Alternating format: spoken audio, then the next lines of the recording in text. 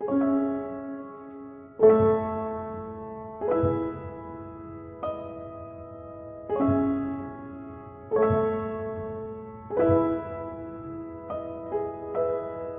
on, skinny love, just last the year.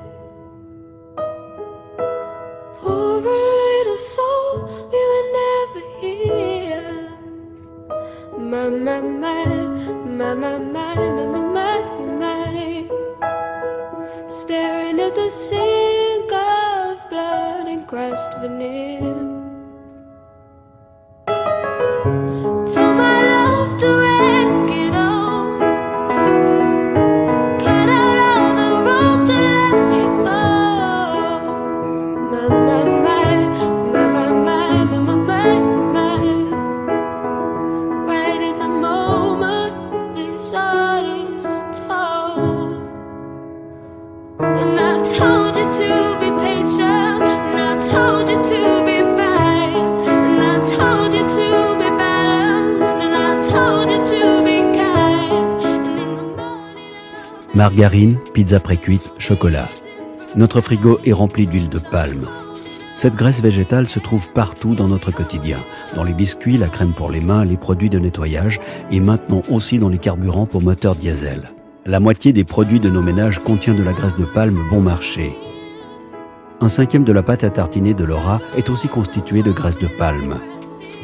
L'huile de palme rencontre un succès colossal, ce au détriment de la forêt tropicale.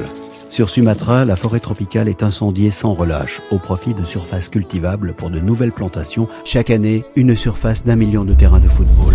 Il ne reste plus que de petites fractions de forêt tropicale au milieu de ces vastes monocultures. La forêt tropicale est un trésor de biodiversité.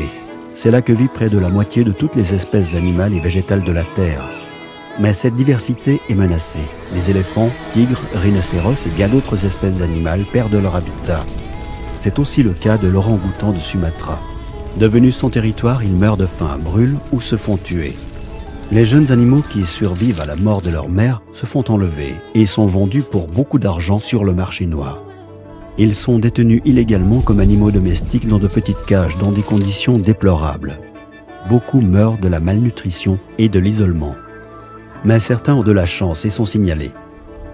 L'Agence nationale de protection de la nature saisit ensuite l'orang-outan détenu en captivité et l'amène le plus vite possible dans le centre d'accueil et de soins du programme de protection des orang-outans.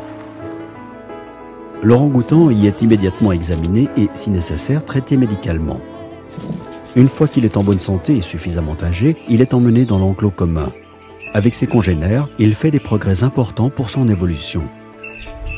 Lorsqu'il est enfin prêt pour son retour à la liberté, l'équipe l'emmène dans la station de réintroduction au cœur de la forêt tropicale.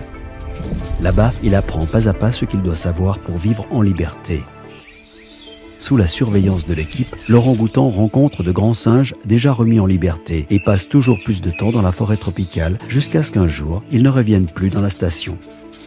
Pour garantir la survie des orang-outans à long terme, notre engagement va encore plus loin.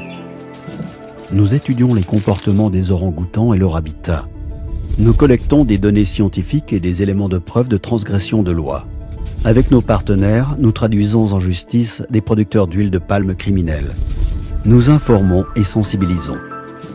Laura fait maintenant attention à ce qu'elle achète, parce que ce qui se passe sur Sumatra nous concerne tous. Ouvrez l'œil et renoncez aux produits qui contiennent de l'huile de palme. Nous avons tous besoin de la forêt tropicale. Mais la forêt tropicale a besoin de vous. C'est maintenant à vous d'agir.